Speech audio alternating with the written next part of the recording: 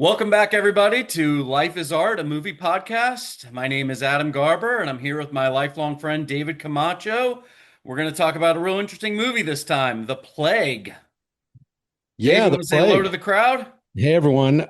Really excited to talk about this film. It's an amazing debut feature. Came out in 2025. It's a very polished psychological thriller along the lines of Get Out in the subgenre of body horror. And it's curious. I mean, I doubt most people would point to the year before puberty hit as the high point in their lives or something that they want to relive on cinema. But this film supremely captures that quality of bewilderment and cruelty that a lot of us experience growing up. Dave, I could tell you have a lot to say about this one because you have never said that much in the intro to date. So you are obviously packing a lot of hits for this one. So stay tuned, viewers. This one is to me all about bully culture, all about the concept of the alpha male culture. They do a throwback. They set it in 2003 at a water polo camp. I think it's in the South. Am I correct, Dave? Well, the coach has a t-shirt from Tennessee. I think that's the only real clue we have. And the fact that the kid who's at the center of the film is from Boston and he's a newcomer to the community. So yeah, somewhere in the South would make sense. I mean, they make fun of his accent with the Boston, so I figured it had to be somewhere south because they probably wouldn't do that in New York, but you never know. Cruel kids are everywhere now, or back then and nowadays. But I think it had a lot. I think it had a lot going on with it, and I think it really used every tool at its disposal to make it a solid film. Yeah. I mean, for people who haven't seen it, and it might not be on the screens for very long, this might be one you catch on a streaming service. There's three main characters, right? There's Eli, who plays a kind of chubby outcast. There's a bully named Jake, and then there's the main protagonist whose name is Ben. When I first saw the film, I missed the first 4 minutes. And Mm, I told you to make sure you're on time because this one didn't have the normal trailer run. And right. you commented that I definitely, it sets the tone. And I agree because it sets the tone in the water.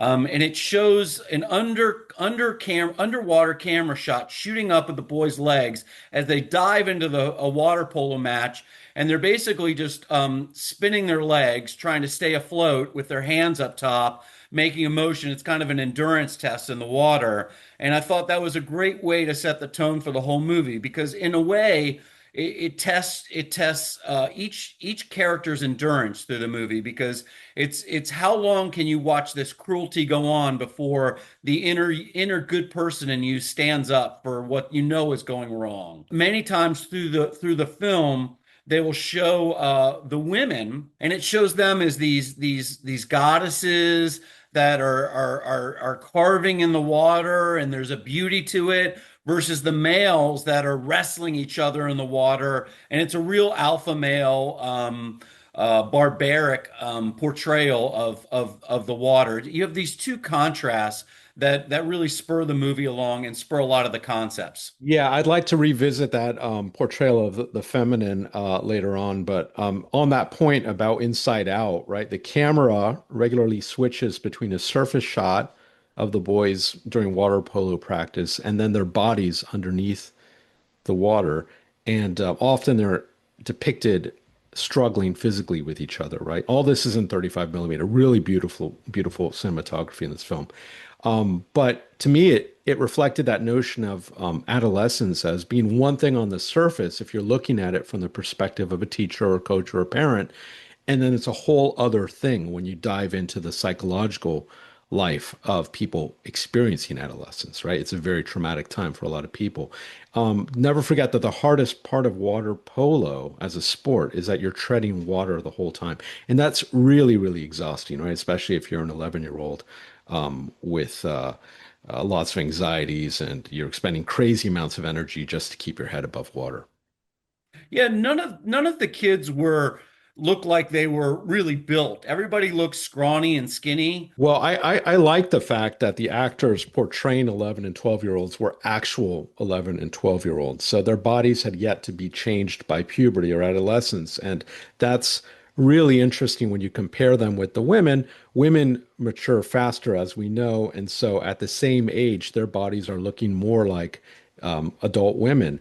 And so that creates a sort of gulf between these boys and boys' bodies who are pretending at being men. If you listen to their locker room talk or their how they talk to each other right before they fall asleep at night, you see how they just want so badly to be men, to be sexually active, to have tales to tell about conquest. But their bodies, I mean, some of the bodies look like girls because they have yet to mature. So it really created a contrast with the girls in that respect.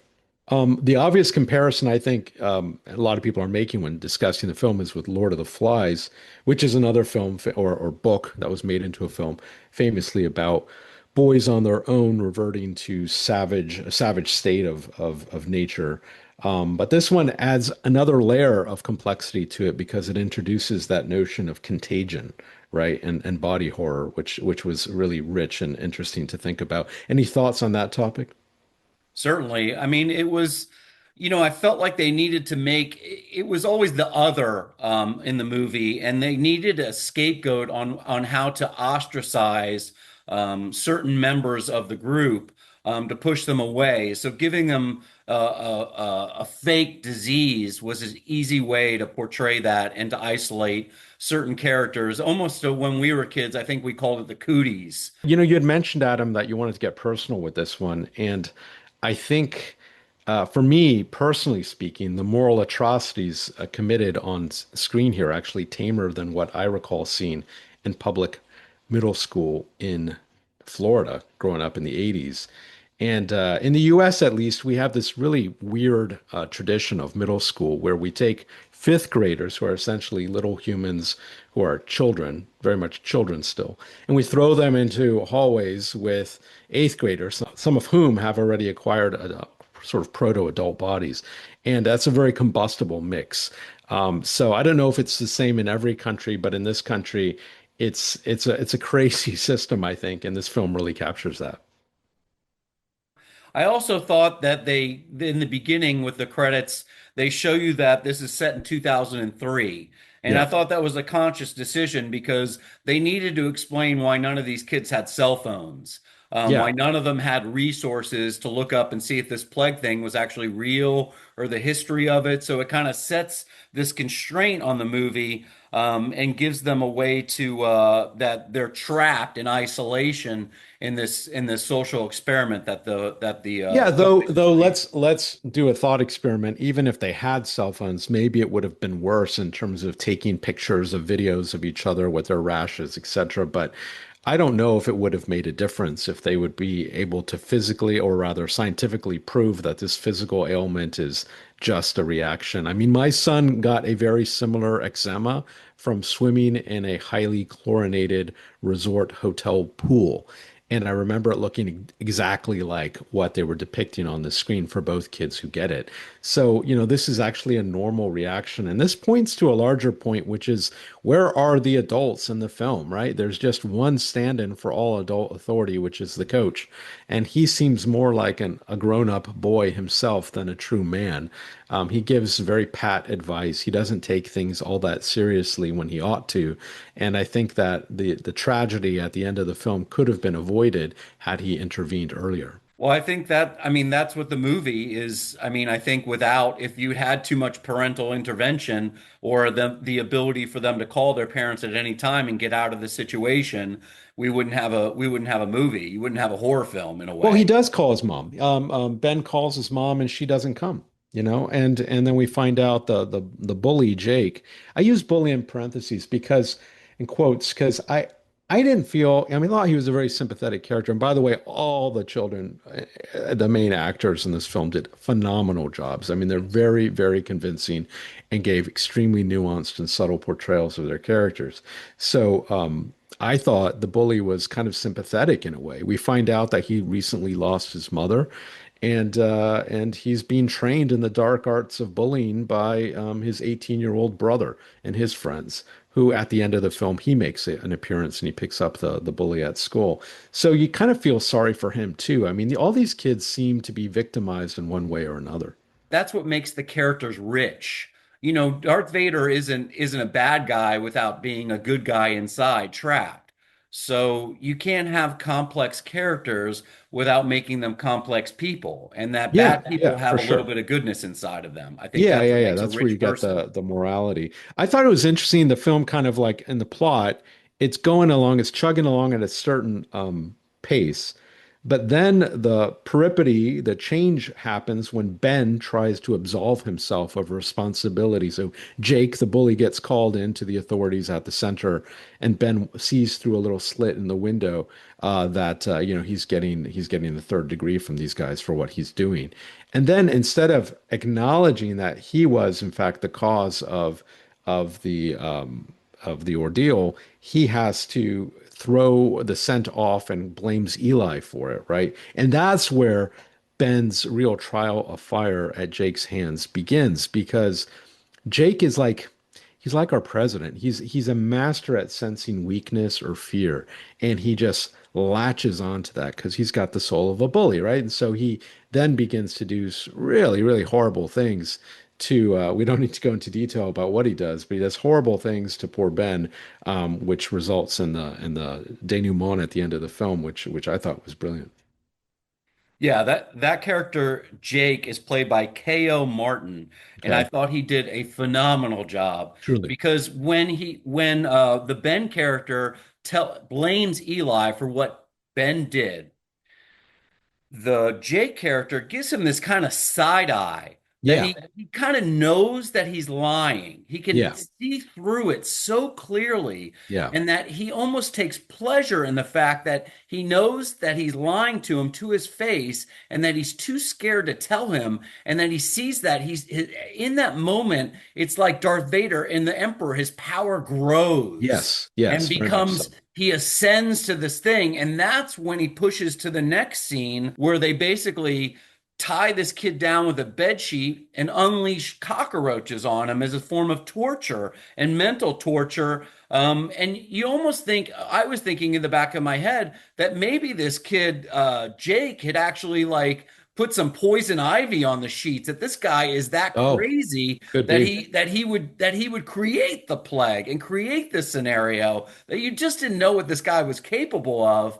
But like I said, it's almost a mental horror versus a real horror film. Yeah, Um, yeah, they and play with that notion of interior and exterior. Is it mental? Is it actually happening? And that also leads to this question about the adults, right? Because let's say you are an authority figure at this recreation center supervising the summer program. Wouldn't you get involved if you saw one of the kids with this horrible rash and another of the kids with another horrible rash? Wouldn't you do something? They gave him some cream. He says the doctors gave him Eli some cream for his back, but that leads to another plot point where Ben, out of sympathy, because he's a true noble character, he risks quote unquote contagion to spread some of this cream on the parts of Eli's back that he can't reach, thereby implicating him even further in the eyes of the group as being some kind of weak character. I thought the scene where they go off to a courtyard or an alley and just engage in just senseless destruction was really interesting too. It's where we first get a sense of who Eli is actually, because he bursts out some very creative dance moves, right? By himself. And the others just kind of look at him, but you realize, this kid is kind of a artist, or he's really adept at mimicry, and he quotes lines from Lord of the Rings, and he seems to have a real creative bent to him. And again, I mean, these people, every single character in this film was familiar to me. I remember kids like each of these kids when I was growing up in middle school, and I could really relate. I think, he might be on the spectrum or something, but there's no reason why he should be left to languish like he is. Eli is very much a victim in the film. I think it's like a tale of isolation, Hmm. that this kid has been pushed to the periphery. And because of that, he develops these inner characters and identifies with weird characters in movies. And he does this magic trick where he pretends to chop off his finger that comes back in the end when he actually does chop off his finger. and that he's always been almost the center of attention, but put at a pedestal far, far away, so that when that one scene comes about and he does that wild dance, which I want to get back to at the end of the movie and see your interpretation and compare with mine, because I think it's one of the most pivotal scenes. And Sure. when I left the theater, everybody was like kind of almost in shock and wanted more, but I thought it was the perfect ending. Perfect ending. I The agree with perfect that. ending. Yeah, But we'll go back to that. getting back to Eli though, I mean, he's like a future school shooter, right? Yes. And the fact that nobody reaches out and helps him is just a tragedy, you know. Just really, that's at the heart of the film. The title of the film, The Plague, is the same as a famous book, right, by Albert Camus, the French existentialist novel. Now, that book was about life under fascist occupation. So, given where we're at as a country, I thought maybe there was something being said about that. But actually, this film is closer in spirit to the other famous novel by Albert Camus, which is called The Stranger. So, in that novel is about the antagonistic relationship between the individual and society, the outcast and mainstream civilization, who doesn't know what to do with them, you know? And so I really thought about that. This film is kind of a reaction to those works. It also brought to mind a notable interpretation of Igor Stravinsky's Rite of Spring, this famous work of art, a musical piece that inspired a riot in Paris when it was first debuted back in the teens. And that was interpreted by a German choreographer named Pina Bausch. And in that play, and the reason I'm bringing it up, it's a tangent, but there's a reason for it. There's a dancer who's identified as a sacrificial victim, and she has to die to ensure the survival of the group. Right, which and these this is the same story being told in this film, The Plague. Also, one other point about the other kids and the music, they play the role of kind of a classical Greek chorus. You notice how they don't really act. They act at the instigation of the bully, but they don't have points of views of their own by and large. They just echo and follow and observe the main characters and largely don't act, right? So it's kind of like a callback to that role of bystander that a lot of people might have experienced when witnessing bullying in middle school or growing up during this time in life, right? Like, why didn't you do something? There's a silent rebuke there, I think, for the viewer. There's also an absolutism with the bully culture that if you step out of line or you're different in any way from the group mindset, that it needs to be jumped on. And there's that one scene where Ben starts to come out and feel sympathy for Eli. Yeah. And he's been kind of mean to him up to that point and pushed him away and wanted acceptance from the group and Jake Right. Right. especially. But there's that one scene where he basically says they notice that there's no chicken or chicken fingers or chicken wings on his plate, and they're like, "What are you, a vegetarian?" And he goes, "Yeah." He's like, "I feel sorry for the animals. Like, I don't think." And they're like, "Well, would you eat an animal that had multiple tongues or something weird or Yeah. something wrong with it?" And he's like, "Well, no, I'd still feel sorry for that animal that had multiple tongues." And you start to see at that moment. He's made a break from the culture. And they start to isolate him right after that and push him away because right after that, he goes in and puts the cream on Eli's back. But yeah, I Yeah. thought it was the pivotal moment of the movie where things you start to see the main character show that sense of humanity, show that act of kindness. Um, Yeah, I didn't know anyone like that growing up at my middle school. I mean, you'd have to be incredibly naive or innocent or brave to stand up like that and be a vegetarian and argue for the rights of animals. But I just thought he was such an interesting character, Ben, you know, sort of a stand-in for a lot of people, but almost like an aspirational figure, like the person we might remember ourselves being at the time, but we certainly weren't because I don't know, Adam, did you know anyone who was like that, so kind of enlightened at that age? I always hoped that I would be the person that would be a good Samaritan and stand up if I saw something wrong going up. I've always kind of held that as something really important for myself, but I don't know if I ever stepped up in that kind of capacity and did it. I witnessed a lot of horrible things through high school that I didn't stand up. So I felt like once I got to college, I would have the freedom to do that. And I felt like I was a little bit more in college, a little more free to do that. But there Yeah. was, I mean, this movie I think hit us hard because we did go to an all boys school. We did Yeah. go to a Catholic all boys school. We did witness and maybe even participate a little bit in bullying and that Catholic boys' life, of bullying our teachers at least, if not other students. And I know I bullied another student that we bring up all the time that I have tremendous regret about, and beat myself up constantly. And I think, mistakes you make in life round the person you are later in life, hopefully, that you can learn from your mistakes and grow from them. But Yeah. I don't Yeah. know. I think that brings us to the coach. Let's talk a little bit more All about right. him because he gives that speech in the diner after the main character Ben has tried to call his mom to get out of this terrible situation, and he basically the Ben lead character describes the speech as the most depressing prep Yeah. talk he's ever It was. gotten, And it was. which is one of the most great. It's like a moment of levity in the film that's been pretty intense up to that point, and uncomfortable in some places. But the coach says a couple inspirational things, and he says these almost as if this is what society tells us, but it doesn't.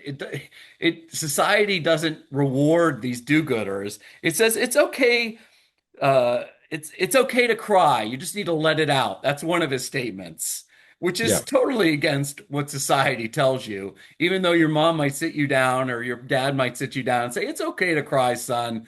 And well, if I cry in front of my friends, they're all going to make fun of Oh me. yeah, that's the end. And then he basically says that bullies are terrified of guys like Eli because they're different. And he's telling him to this, and you're thinking as a viewer, it's like, it's okay to be different. That sounds nice. It's almost like these platitudes that Yeah. we say in society, but Yeah. aren't true in actions. They're these pontifications that we tell each other, but they're not really true. What did you think about going back to the girls? Because I thought that was kind of pivotal. I thought that introduced another element of authenticity to the film that was divergent from the dominant theme of bullying and fear and intimidation. You see in Ben's eyes a certain gaze. He's wistful, looking at them, and they seem so far away. Like alien creatures almost. And I thought they weren't idealized, Adam.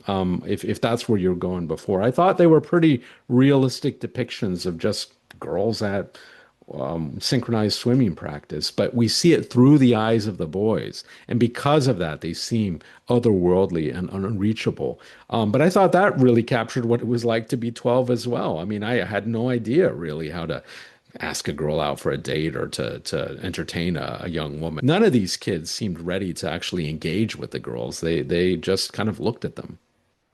No, and the girls didn't seem to have the desire or need to interact with them, and they so almost seemed above the whole experience Yeah, because there's that one scene where Eli gets called out whether he has it or doesn't have a boner in front of the girls, and right. that's where the coach has to get involved for the first time, and then he calls them out, all the water polo players, and is like, "What have you ever been bullied? Have you ever been shamed?" That's what he says to them. Have Yeah, you ever been right. shamed? And one of the head bully, Jake, looks at him and goes, "Well, you're doing that right now," which was an interesting comeback. There were many moments in the film where it tried to spin it around.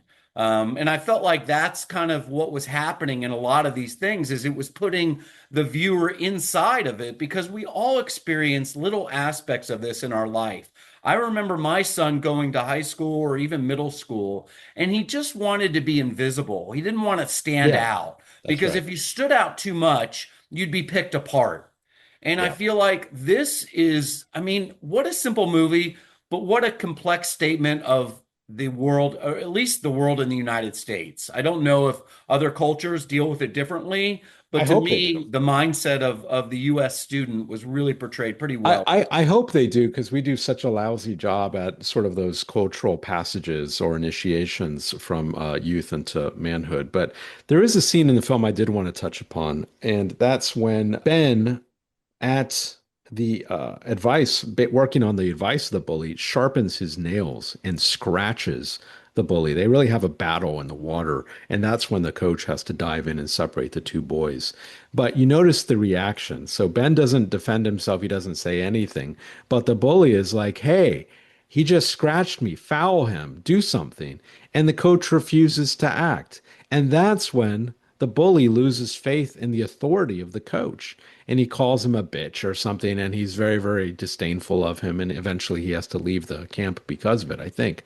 Well, But he swims off and punches Ben in the face in the water, which you can do a lot of things in water polo, but you can't just hit somebody in the face. You can throw right, an but elbow, you can he's do a lot of bleeding at things. that point, and we see it. Maybe the coach doesn't because he's above the water. Good point. But we see that actually Ben does scratch him and draws blood in the water. That's kind of a big part of the film.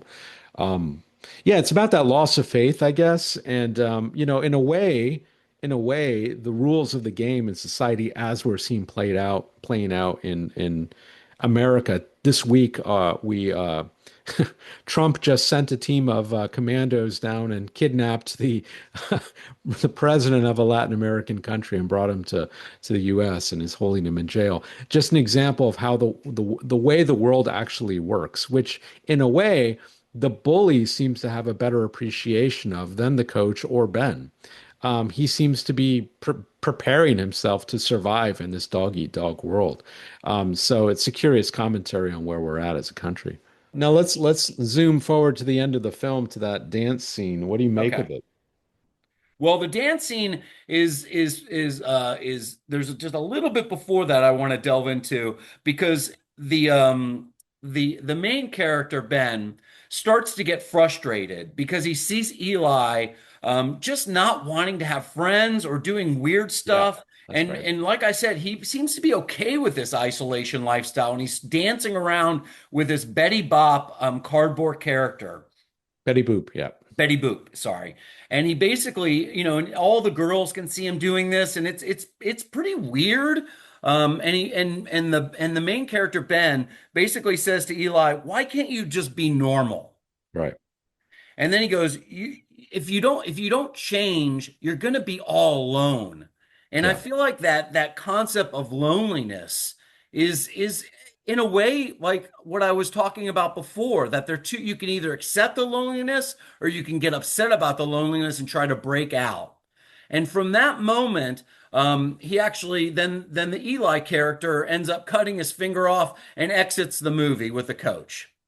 And then the main character, Ben, goes back into the dance. And you can see that he's watching the other kids, and they don't even know that anything crazy has happened. And he walks back into this, and then he starts. You can see the same song plays, and the song lyrics goes. I gotta remember. It feeling so real. That's what the lyrics say. Feeling so real, take me away. Hmm. And those two lyrics, I think, encompass the final act and the final journey of Ben, that he almost like succumbs to the crazy and the isolation and just lets it all out through this EDM dance beat. And I just thought the idea of culture through dance and culture through expression just was really important. And then he ends up spinning around in this dance, and then that's the final shot of you through his perspective, spinning in circles, seeing the faces almost in a blur. And that it just that's just the world we live in. I just thought that was just a beautiful way to end it. That this is our world, like it or not. It's a perfect ending. You know what it reminded me of? Another great piece of entertainment from early 2025, which was season two of Andor. We watched this together, Adam, and you remember there's that dance scene where the senator realizes that she's going to be cut off from her family, from her husband, from her daughter, and she just lets it go to this electronic dance beat. A very, very similar ending to that episode as in this film. But I love that. I love the music and I love the dynamic. And I thought he was becoming a man finally. I thought that was the point of at the end of this film, The Plague. He had crossed a threshold, he had tried. And the thing about Eli is I don't know if he had a choice, right? So Ben was asking him to do something, to make a bridge to society, to culture, to the people around him, so he wasn't so isolated, to make some effort. But he looked, if you recall the look in his eyes, you've seen the film twice. What a expression of just torment, inner torment and pain when he's looking at him before cutting off his own finger. It's truly terrifying. And you see Ben sort of shrink back from that because he understands, like, oh my God, this guy's a maniac, or he has the potential to be a maniac. Like Yeah, I he felt could, that's where the film almost did become a horror movie yeah, when that right. one look, that gesture, and you're right, the second time it was even bigger Yeah, because I was able to really focus on it because I knew we were right near the end.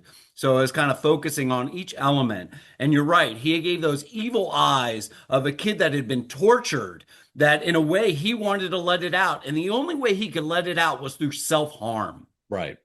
This film, while it has fantastical elements to it when it dips into horror as a genre, actually it feels very, very relevant and topical to today. Unfortunately so, Dave. Unfortunately Unfortunately so. so. Now, I will say that as a first feature, as a debut feature for this director, wow, I think we're witnessing the birth of a major cinematic talent. I can't wait to see what he comes up with after this film. By the way, this film was the most talked about American film at Cannes this year, and it Hmm. was nominated in the Un Certain Regard category, which is usually a launch pad for new filmmakers. So even though I doubt it's going to make a lot of money, this really shocked a lot of people. It made a lot of critical waves. So I hope this director gets a second shot with a follow-up film. Well, this was a pretty heavy movie for our fourth installment, Dave. Absolutely. Enjoyed it though. Thanks for recommending it, Adam. I think it was a great film and I encourage everybody to go watch it.